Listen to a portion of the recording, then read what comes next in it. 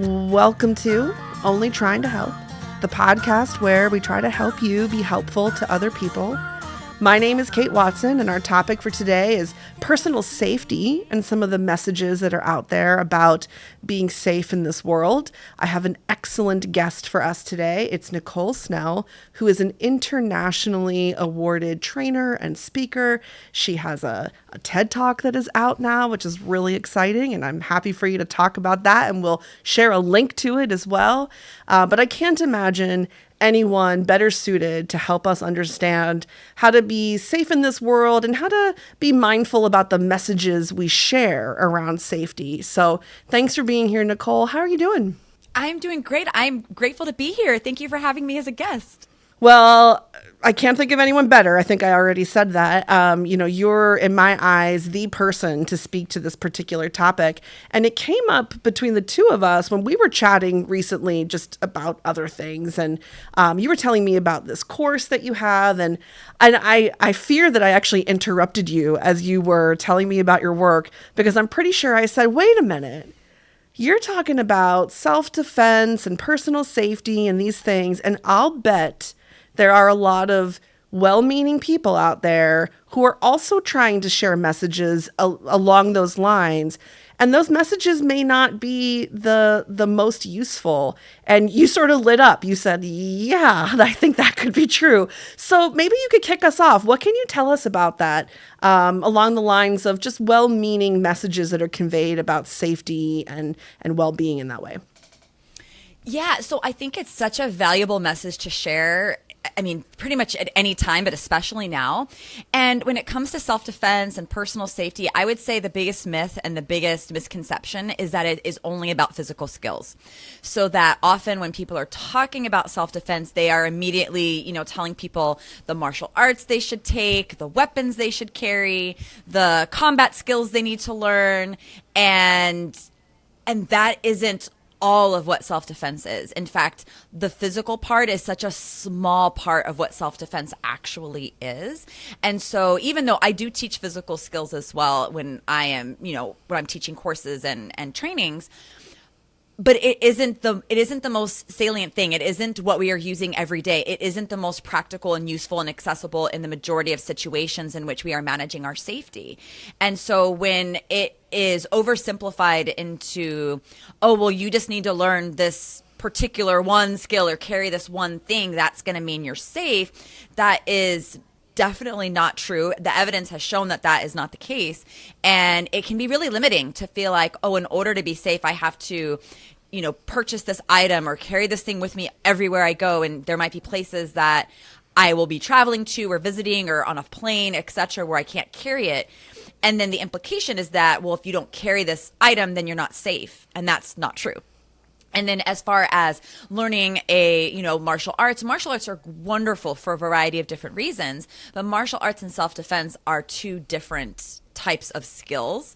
And so to assume that the only way that you would be capable of defending yourself is to, spend the time and the money to invest in learning a skill that actually takes years to be proficient at it, then that can be a limiting factor as well. And so if we can redefine self-defense to incorporate all the ways in which we are using self-defense skills that aren't physical, then it becomes something more manageable. It becomes something that's accessible. It doesn't then rely on your physical strength or your body type or your body size or your age or any of these other factors. So it becomes more about how we can recognize situations that require a response from us, and how we can use our voice, our body language, body as far as like our physicality, not physical skills, but our verbal skills, our body language, our mental skills to handle a situation, because a fight is the last thing we want. The best fight is the one never fought. So it's very well meaning. Everyone who teaches these skills or advocates for, these particular types of self-defense have very good intentions. They want people to be safe. They are doing this because they want people to be safe. And the problem is that the problem is that a lot of times people feel like that's the only way to be safe, that it has to be that. And that is what's very limiting and not backed by evidence. Yeah, a couple things stand out. One is you seem to be talking about some tools that we already have. It's not about instilling a new one, it's about using some things that are already within us. So that's kind of interesting to me, and I think that we should explore that more. But before I forget my other train of thought, I just want to say, isn't it common to notice people in the world trying to solve complicated problems with one simple solution? And so you're naming that tendency here around personal safety and self-defense, and it seems definitely applicable in that world. And I feel like we could be talking about almost anything and saying, don't you feel like people always want to just find that one simple solution? Just do this one thing and everything will be fine. So I'll bet that kind of messaging resonates with a lot of people listening, even if they haven't necessarily heard that messaging around self-defense before. You've heard it about something. You've heard some complicated problem try to get solved with one easy, just buy this thing. So I'll bet that stands out to people. Oh, definitely. I wish that solving interpersonal violence and gender-based violence and domestic violence was as simple as one solution. It would make all of our jobs a lot easier. Trainings would be 5 minutes. Here's the thing to do. Here's the thing to carry, and it's guaranteed. But it's unfortunately not the case. It's very nuanced. And, that's why when I do my trainings and even my social media presence, I don't give tips, because safety tips often imply that, if this happens, you're going to do this. And safety is very nuanced, right? The thing that you might suggest to somebody as a tip might not work in every situation, might not work for every person. And I instead want to give people ways to think through a situation that works for them, because that is then adding to their own sense of autonomy and self-efficacy, which are things that we want to build up in ourselves that help with the personal safety aspect altogether, right? Increasing confidence and not feeling like we have to memorize a list of things to do. And I get the draw of feeling like, if there's just one thing you could do, but unfortunately there are no guarantees. Even with what I teach, there's no guarantees that anything is going to quote unquote work. All I can do is share information, skills, and strategies that have been studied in peer-reviewed research, that are evidence-based over the last 40 years, of skills that have been shown to prevent violence, and making sure people have access to equip themselves with those skills, because those are skills that you can use for interpersonal relationships, for talking to your boss, dealing with your partner. Dealing's not the right word, but like interacting with your partner, talking to your kids, even interacting when you're on a college campus with other students or your professors. So to try to oversimplify self-defense as saying you just need this one thing, and often that one thing that people are suggesting are things that you would only use in a worst case scenario, is reductive to the overall holistic view of self-defense and ways in which we are managing our safety, like you said, every day with skills we already have that we might just not have the practice with or have been encouraged to use them. Yeah. Yeah, and I don't know that we have explicitly said it, but I'm thinking that thing that people are often told, you just need this, is it a gun? Is that what people say? Like, you just need to carry a weapon?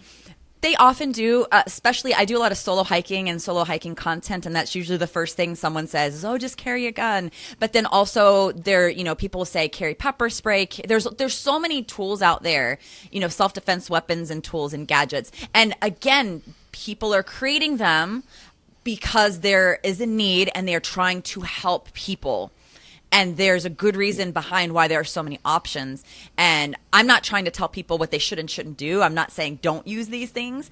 I just want people to be informed and know the risks and the benefits and the facts around it. That way people can make informed decisions and know that there is no one thing that's going to guarantee safety. Yeah, as a clinician and an advocate, I work with clients all the time, and very often there's a moment of, let's set a goal. What is your goal? What do you want to work on? And when people frame their goals around things like, I want to be safe in my life, I get nervous about that, because like you've said, we can't guarantee safety. Safety isn't really something that you have total control over. And I like to help people frame goals in terms of things that you actually do have control over. Let's make your goal that. And that way you're not setting yourself up for failure or for false expectations. Let's focus our work on something that you have full control over. And that may or may not lead to you feeling more safe in this world or being more safe in this world. But some of that you don't control. And I wonder if that's sort of what you're touching on, is like, let's practice some skills that are within your power to decide to use or not use, rather than hoping that things might be as safe as we all deserve them to be. Yeah, I mean, being safe is a human right. We all deserve to be safe. And unfortunately, for the last however many thousands of years, for many of us, especially women, people from marginalized communities, we aren't necessarily safe. And finding safety, it's one of the questions that I ask in some of my trainings, is I'll ask people, what does safety mean to you? Like, what does that actually mean? How does it feel in your body when you think of safety? Imagine a place where you feel safe. What does that actually mean to you? And then what, like you said, what is actually in our control, right? It's not our job. It's not our job to prevent violence from happening to us, right? Because that is up to, we need society to change. We need to address perpetration. We need to address all the different layers that underlie interpersonal violence and gender-based violence. At the same time, while we are waiting for those societal changes to take effect, we need to be equipped with skills so that we can deal with the reality of today, that we might have to deal with someone who makes us uncomfortable.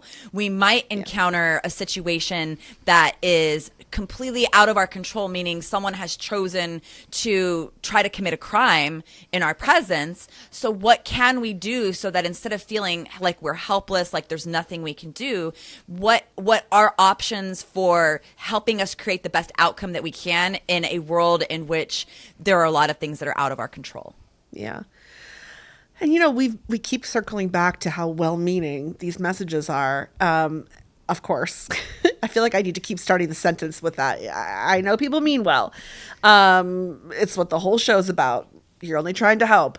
But I guess it also makes me think about like scare tactics and threatening messages of, if you're going to go out there alone, then you need to have a gun and you need to be ready because someone's going to attack you. Like, at what point are we just making people afraid to live their lives and too scared to enjoy the beauty of life? And again, might be well-meaning, but the harmful side effect is that it's freaking people out so that they can't just live. You hit the nail on the head, and that's the core behind all of my work. Like, my mission tagline is basically, I want to help people live without limits, because there are these scare tactics that are out there, and there are these messages that are aimed specifically at women, that we're weak, that we're helpless, that we there's nothing that we can do if we're attacked. And no matter what anybody does to survive a situation is the right thing to do, right? This isn't to say that you should do something. I don't even have that word should in my vocabulary, because violence and our responses to it are highly nuanced, and anything that gets us to safety is the right thing to do. But these messages create this fear that we're afraid to go alone. We're afraid to go on a solo road trip. We're afraid to travel by ourselves. We're afraid to walk our dogs at night. We're afraid to do these things that are part of our everyday life. And that, again, that's so limiting. And those doing those things don't guarantee your safety either. And a lot of times the safety messages are aimed at stranger danger, right? Don't walk by yourself because, the implication is stranger danger. Don't travel by yourself because implication is stranger danger. But you and I know, and most people listening know, who are also advocates, the majority of the time women are assaulted by people we know, 86% of the time. So what are the strategies that we use for those vast majority of the time? And those are the skills that I teach, which are known collectively as empowerment-based self-defense. So it's a collection of skills that include the verbal, that include the mental, that include the body language, that include the physical skills as well. And those are skills that can be used in those situations. Setting boundaries is a form of self-defense. Consent is a form of self-defense, right? You're telling someone yes or no to something that you want to happen to your body, that you are protecting yourself and your space. And so it's about redefining what this word self-defense means. And when we are able to incorporate other ways in which we can use it to help us live our lives more freely, to reduce that fear so that we can do the things that we enjoy, that is where our collective power and our autonomy and our feelings of, increased self-esteem and independence are elements in our life that affect so many parts of who we are in such positive ways. Yeah. As a podcast host, I feel this pressure to keep asking, like, okay, so give our listeners 3 tips, but you've made it really clear that's not really what this is about. Like, honestly, the message I'm receiving from you is that the list is just really long of all the things we could be doing, maybe longer than anyone realizes. And if you're getting the message that there's just one thing you need to do, go get a gun, well, be suspicious of that message. But the long list of tips that could exist possibly, whether they're in your course or your YouTube or not, but the list of options available, maybe we'll call them that, is so long you couldn't even scratch the surface here. But that's more the takeaway message, is like, think beyond what people are telling you. There are more options than you know. There are options in your voice. There are options in your mind. There are options, around how you have situational awareness. These are all tools for you to be using. And it maybe doesn't make sense to sit here and say, okay, tip number 1, tip number 2. Instead, it's more about opening your mind to things you just hadn't thought of before. Yeah, I call it giving people tools for their toolbox, like proverbial tools for their toolbox. Because how I handle a situation is going to be different how you handle a situation, because we're different people. We've grown up in different ways, in different states. We've had different experiences. And so it doesn't do you any good if I give you a tip for what I would do, because you might not do it the same way. And then the connotation is, oh, well, then I didn't do it right, or it didn't work for me. And instead, I want to empower people to make decisions that work for them. Like, for instance, sometimes people ask me, regularly actually, people ask me about catcalling. How do you deal with someone who's catcalling you on the street?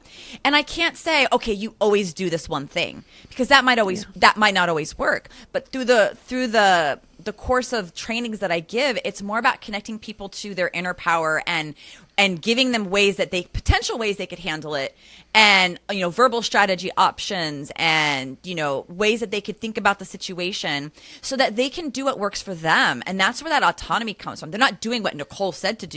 They're like, oh, Nicole gave me, or whoever the practitioner is, this person gave me these strategies, and I get to decide how to incorporate them in my life. I get to decide what words to use. I get to decide if this situation is really uncomfortable, or if or if I'm feeling it another way. And that's powerful to reconnect us to ourselves.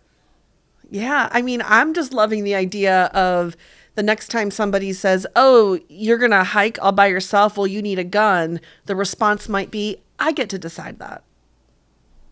Yeah. That's it. Yeah. One of the things that I say over and over when it comes to especially guns, but it applies to any weapon, but you have to train with it.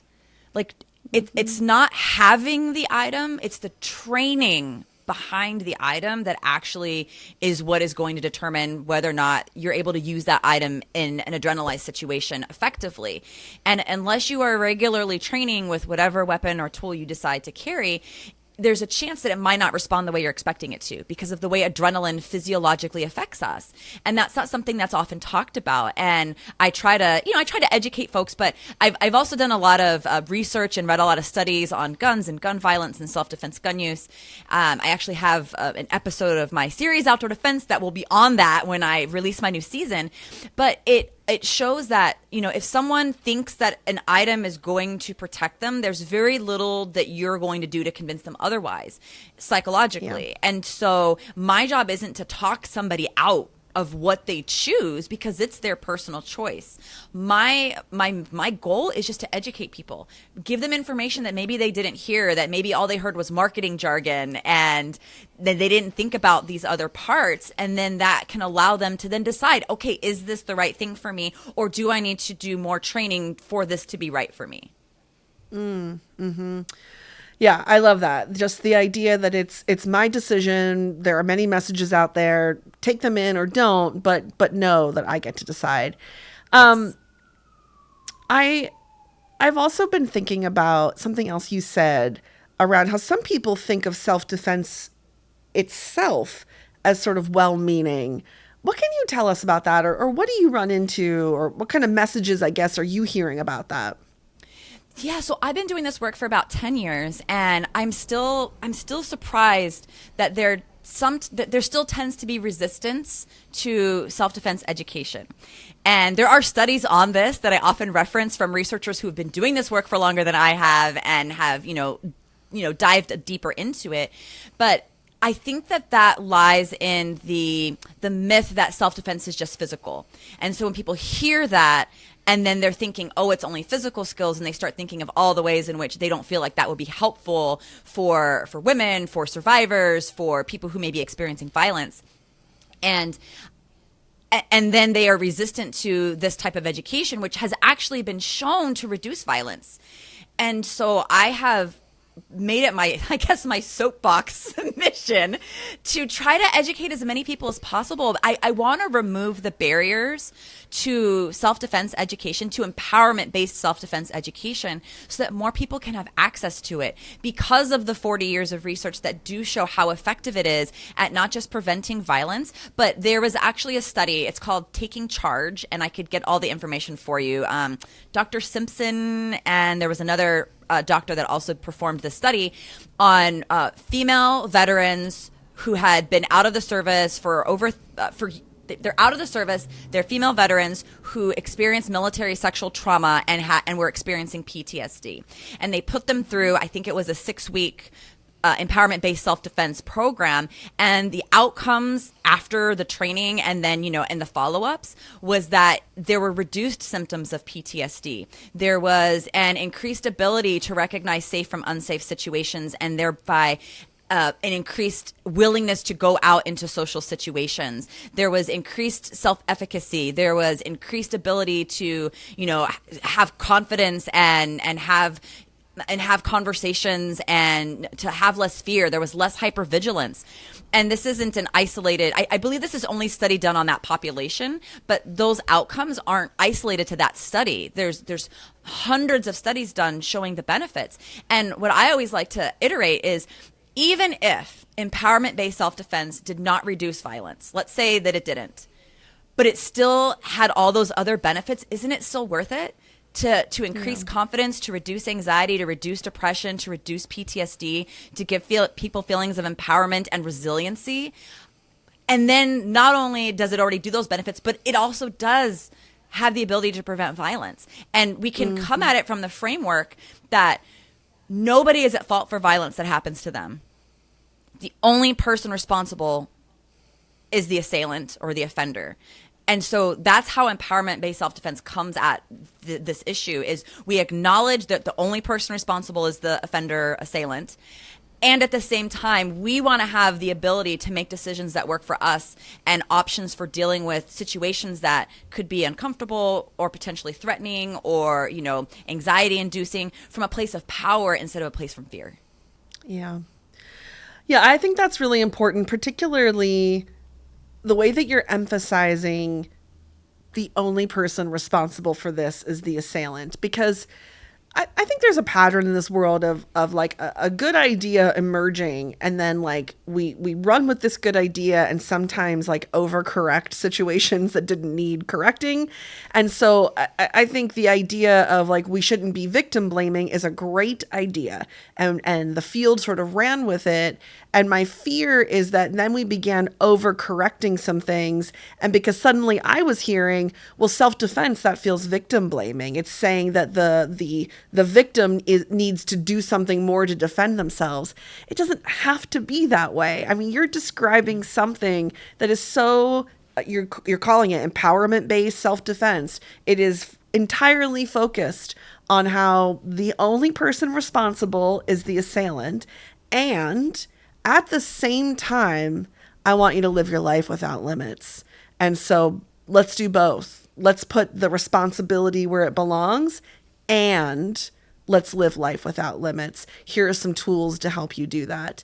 And so I worried that the fear of, well, it might be victim blaming, sometimes we just start sticking that label on things where it doesn't quite belong. And I wonder if that started to happen with self-defense. I 100% think that is what happened. I often hear that, oh, it's victim blaming. And I just, before I forget this, I love what you said, that both things can exist simultaneously. And that's so true. It's dialectic. And I have written a couple of blogs on this, that it's not an either or conversation. It's not, we either focus on perpetrators or we focus on empowering people with skills. We need both. And we need societal change. We have to have all of those things happening at the same time. And there was a study, I believe it was from Dr. Charlene Senge out of Vancouver. And she has a program that she does with college students in a study. And I believe, if anyone's watching and I'm misattributing this quote to a different researcher, please forgive me. I am only human. But I believe it was, put it in the notes or whatever. I believe it was in her research. She said that even if, until perpetration is zero, we are still going to need skills for learning how to deal with situations in our lives. Yeah.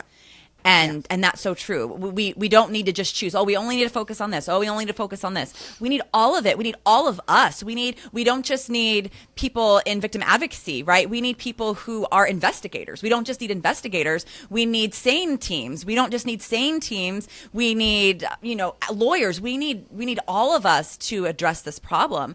And, when it comes to victim blaming, people victim blame. So people can use self-defense as a way to victim blame somebody by using the should word. But the act and the knowledge of knowing self-defense is not victim blaming. Practitioners who teach it, that's not victim blaming. Victim blaming is when you specifically say, oh, well, you should have done this. And that could be anything. Oh, well, you should have, we've heard it all. Oh, you should have said something sooner. Oh, you should have reported it. Oh, you shouldn't have gone out at night. Oh, you should have locked your door. All of these shoulds. But inherently locking your door isn't victim blaming. Most people agree that, hey, that's a fair prevention method for your house, for your car. But if someone was to tell you after the fact, oh, well, you should have locked your car, that's victim blaming. That person is victim blaming. But the act of locking your car is not victim blaming. And I think there needs to be more on that. And it can be a very polarizing subject. I get it. I'm a survivor myself. I know what self-defense has done for my life, but not everybody is interested in it. And they don't have to be, right? This is not saying you have to learn this. It's saying if you want to learn, I want you to have access. I want DV shelters to be able to offer it. I want advocates to be familiar with it and be able to offer it as an option. And then the victim or the survivor gets to choose if they want to learn more about it. But just keeping it away from people without knowing the benefits or not acknowledging the benefits, or maybe they're just unaware of the benefits, isn't necessarily helping people when we know it can prevent violence and has all these other benefits. Yeah, and I mean, knowing that the audience for this podcast comes from many different places, many different relationships they may be thinking about, I'm just asking folks who are watching or listening to consider, if you just know someone who's thinking like, oh, I used to really enjoy jogging at night, but now I'm not sure if I should be jogging at night. That feels unsafe. Before you jump right to, oh, well, you know what you should do? Maybe a better, more helpful response is, hey, you know what? There are a lot of options and you could consider lots of tools in your toolbox.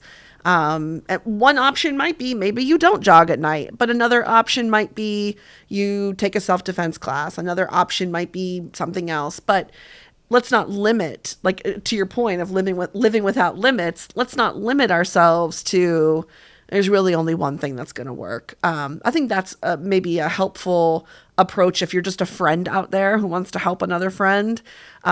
Maybe the best thing you can do is not limit their tools in their toolbox and let them know that there are many possibilities.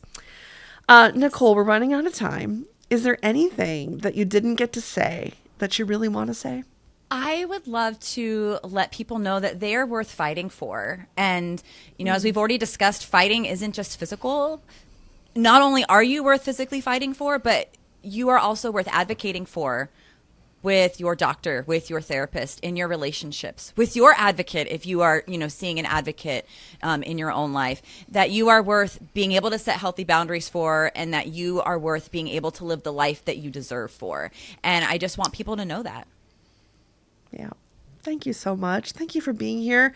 I'm going to talk a little bit about how folks can get in touch with the Only Trying to Help show, but I will in a second throw it to you to see if you want to share your social media stuff. So maybe you can get mentally ready for that.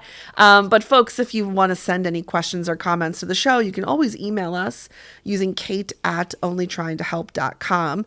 If the message comes and it's for me, I'll do my best to answer that for you. Or if it seems like maybe it's more for Nicole, I'd be happy to pass it along to her.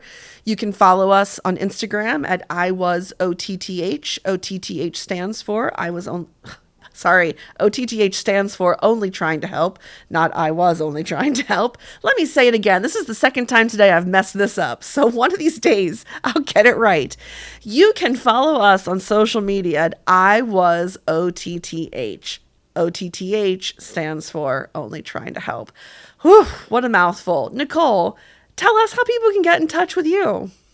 They can find me at my website, NicoleSnell.com. Also, my business website, girlsfightback.com. I have all of my social media. I have too many social media pages to list, but I'm on Instagram, Facebook, TikTok, LinkedIn. All of those links are on my website. So that's the best way to reach me, is to go to NicoleSnell.com. Cool. And we're going to link to your course and everything when we share this. So people will be able to just find that right in the notes. Thanks again. Appreciate you being here. Thank you for having me. This was a great conversation.